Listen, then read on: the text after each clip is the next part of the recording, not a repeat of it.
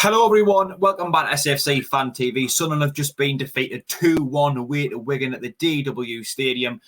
Dino, I'll kick off with you to review the match. I'm in your camp now already, playoffs it is. It just wasn't good enough tonight, was it? Wasn't. I mean, you couldn't tell who was actually fighting relegation there. I mean, Wigan fought for everything. They created more chances than us. They kept the ball quite well at times. Did we? Could say yes, but probably not.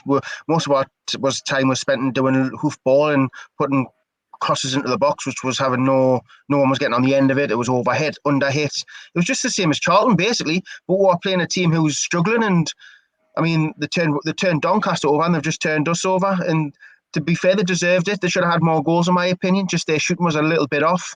They got into some important positions, but anyone who was still going, still top twos on that. My mindset was a Charlton game. The Charlton game for me was playoffs. Now anyone who else for top two, them should be in the playoffs now as well. The top two's totally gone. Yeah, like I say, I'm in your camp with it right now. Just looking at the statistics, they had 13 shots, 6 of which on target. We had 19, 2 of which on target. So we actually had more shots than them, but again, not a single shot on target in the second half as well. I believe we weren't clinical enough, and I agree with you. I think that the long ball line just didn't work because they were winning all the headers. Jacob, do you agree with largely what we've been saying? A rubbish game today.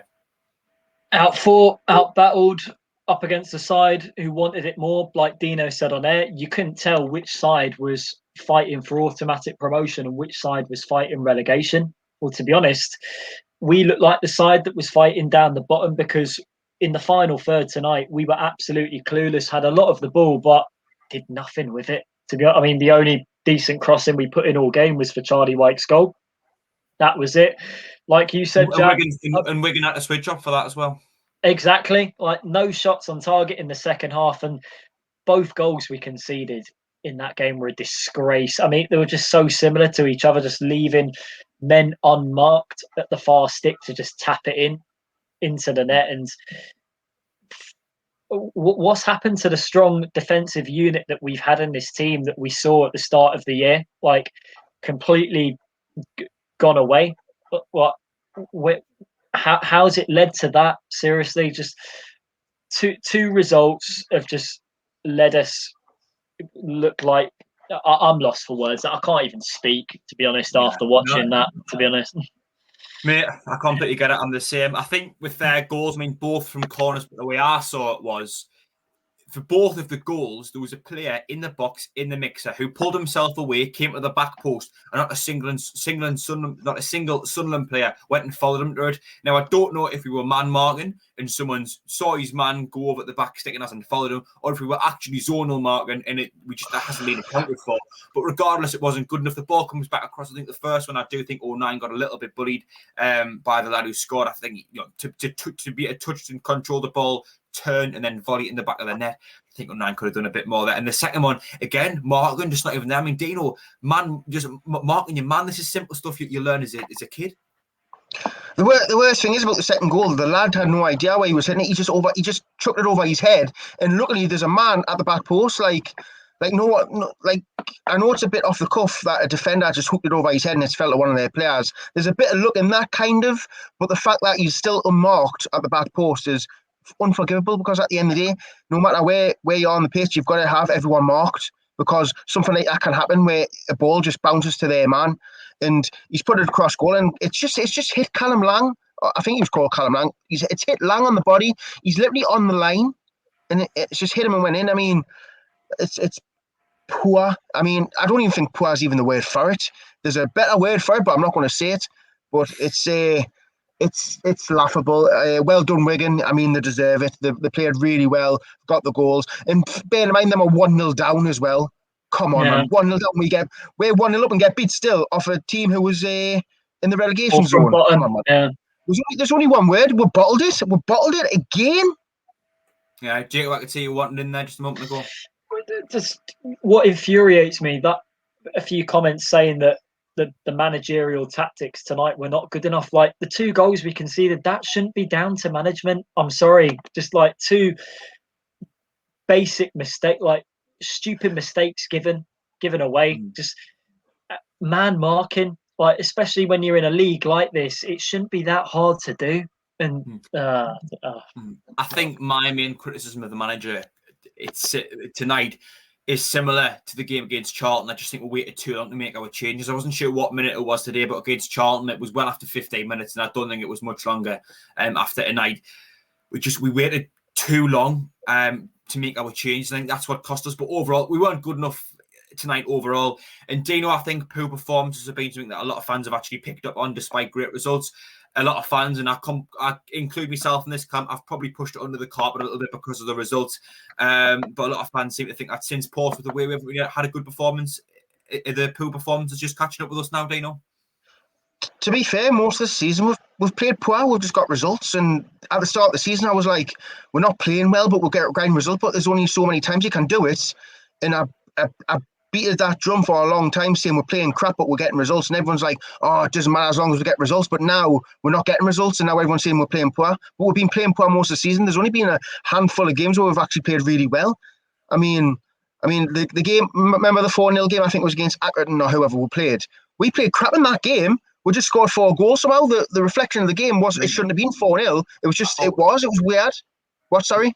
Was that not Wimbledon when we won 3-0? It might have been Wimbledon, but we didn't play well.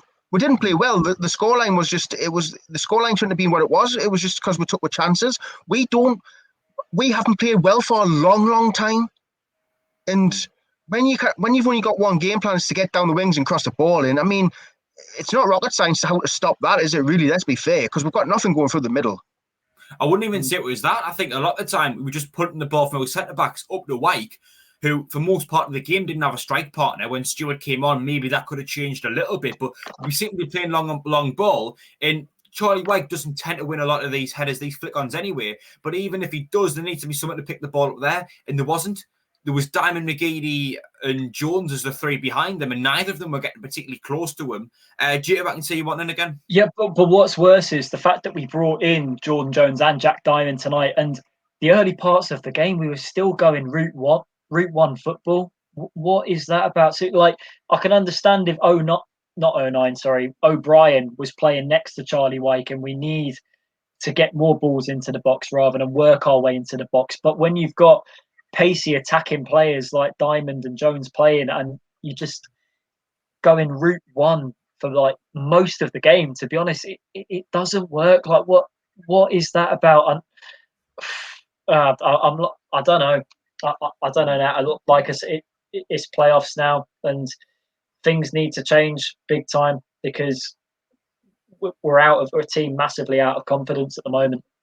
Yeah, lads, one thing I always like to do in these reviews is ask for a man of the match, but honestly, I couldn't think of a single name really from someone who deserves it. You'd probably be looking at someone who had maybe a 5 or a 6 out of 10.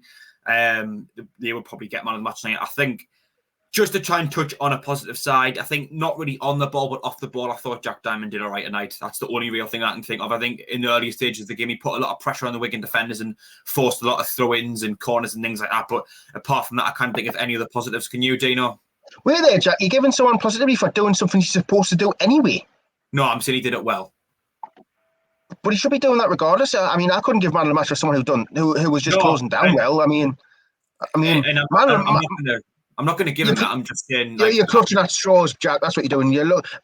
For me, there's no positivity in that game whatsoever. If anything, White got on the score sheet. Maybe that's a positive. I don't know. No, and I don't think there is any positive. So I think clutching at straws is probably the correct word. But I'm trying. Jacob, anything? No, man of the match award tonight. You having a laugh? Who are you going to give it to? Again, like I'm saying, I couldn't think of anyone to give it to. It was just one thing that was potentially worth mentioning. But yeah, maybe McGeady for the cross. Maybe McGeady because he had flashes. But yeah. But again, I mean, we're clutching at straws. We're saying, Diamond put a little bit of pressure on the McGeady, put one decent cross in it. This isn't man of the match material stuff. It's just, like you said, it is stuff we're expecting of players, really. But anyway, we're going to leave it there. And we talk about this any longer, we'll just be in pain. But for myself, Jack Dodds, from Dino Elgott, and from Jacob Kirkbride, thank you for watching. If you haven't already, please do give us a like and subscribe to the channel. And we'll see you for Thursday Night Live to talk about this game further and look forward to Saturday. Bye-bye.